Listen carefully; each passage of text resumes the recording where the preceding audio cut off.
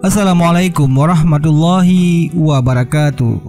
Sahabat YouTube Bang Raju Channel yang dirahmati Allah, di kesempatan ini kita akan membahas tentang Qoromah Kiai Musyafa. Qoromah Kiai Musyafa Kaliwungu, air satu ceret beda rasa dan uang yang tak pernah berkurang. Kiai Musyafa wafat 13 Maret 1969 seperti tertulis di batu nisannya.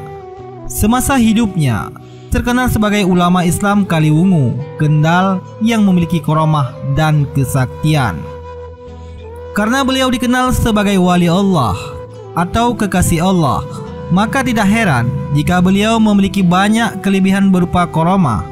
Kiai Musyafa hidup antara tahun 1920 sampai dengan 1969.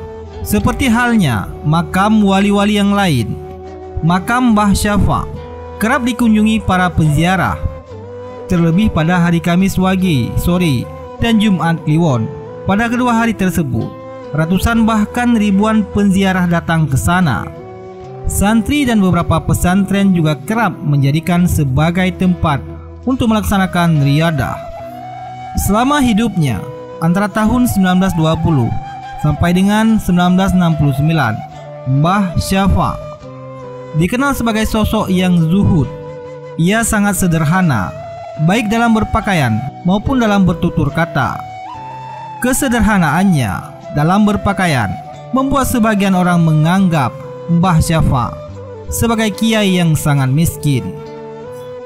Bahkan ada orang yang menganggap Mbah Syafa adalah orang gila karena ia memang kerap berperilaku khawarikul adah, yaitu berperilaku di luar kebiasaan manusia pada umumnya.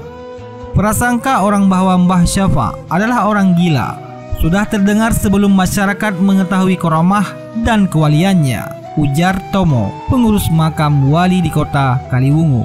Rahasia Mbah Syafa sebagai wali akhirnya terbongkar. Ceritanya pada suatu hari, tetangga di sekitar rumah Mbah Syafa dibuat gempar. Saat itu setelah musim haji, ada seorang haji yang datang ke desa Mbah Syafa. Dia mengaku dititip anggur oleh seorang di Mekah untuk diserahkan kepada Mbah Syafa yang baru saja menunaikan ibadah haji di Mekah. Padahal tetangga Mbah Syafa mengetahui sendiri selama musim haji itu Mbah Syafa berada di rumahnya.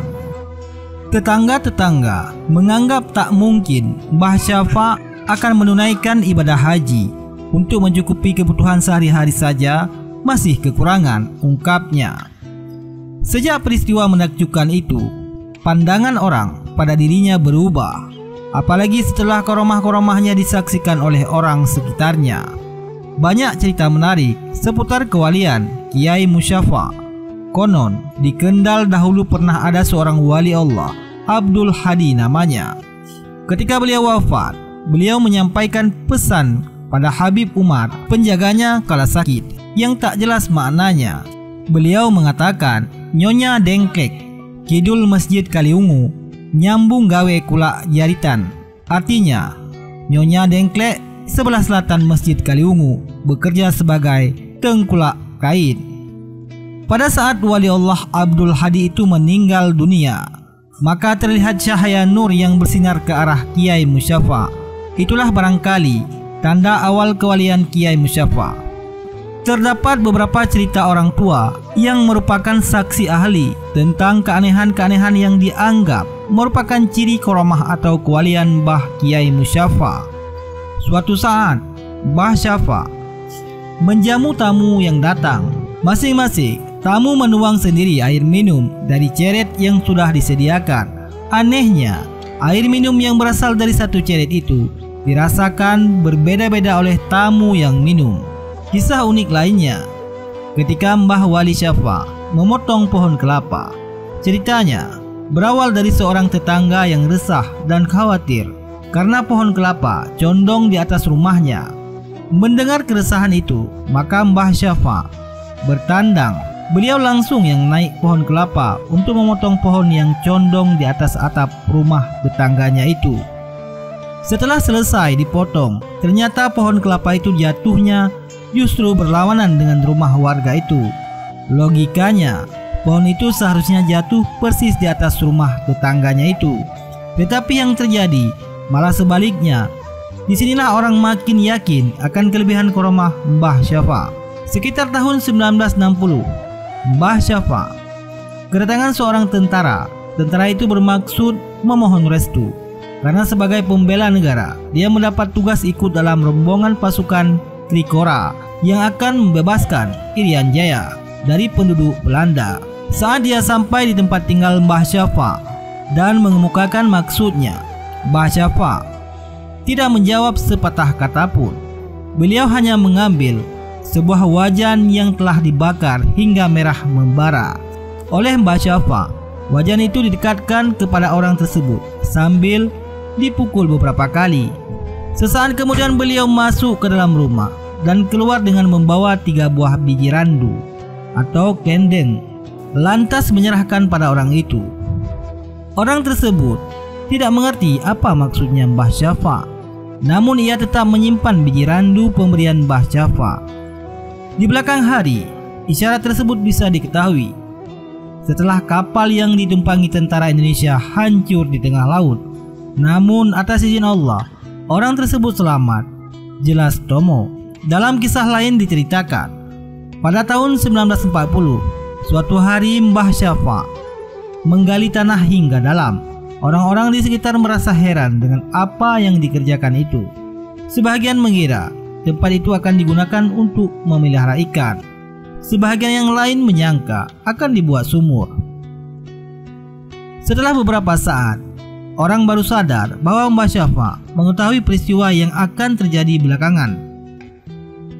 Karena tidak lama berselang, tentara Jepang menyerbu daerah Kaliwungu dan lubang itu dipergunakan sebagai tempat persembunyian orang-orang yang ada di sekitarnya.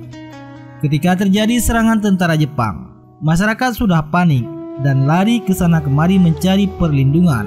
Namun Mbah Wali Syafa justru tenang-tenang saja di teras rumahnya membaca surat Yasin.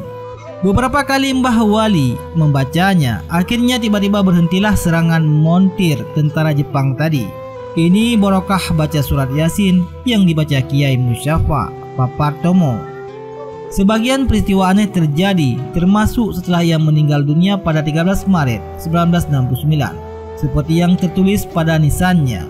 Suatu ketika, Rashid saat sedang membersihkan balai desa Kerajaan Kulon, Kaliwungu.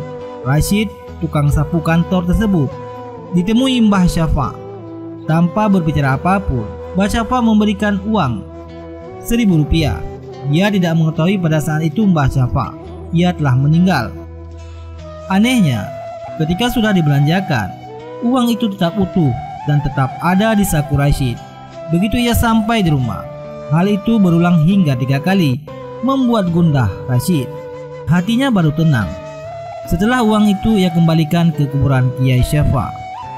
Maka sekarang makam Kiai Musyafa dikenal untuk memperlancar rezeki. Jelasnya, meski telah terbukti karomahnya, masih terdapat pula orang yang tidak mempercayai bahwa Mbah Syafa adalah wali. Maka suatu saat, Kiai Musyid dari Jagolan, Kutoharjo, Kaliwungu bergumam, serasa meragukan bahwa kewalian Mbah Wali Syafa. Akhirnya dia mempunyai rencana untuk menguji kewalian Mbah Syafa.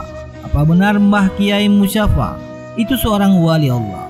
Coba aku akan mencoba karomahnya, akan pura-pura meminjam uangnya Kiai.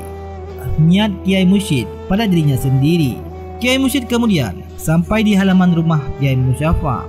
Tiba-tiba Kiai Musyafa berkata dengan nada perintah, "Musyid ke pasar saja, memakai batok kelapa kalau akan mengemis." Padahal saat itu Kiai Musyid belum mengatakan apapun. Begitu mendengar ucapan Kiai Musyafa, maka Kiai Musyid terdiam, tak berani berkata sepatah kata pun. Dia tidak jadi mengutarakan niat akan meminjam uang kepada Kiai Musyafa. Wallahu a'lam bishawab.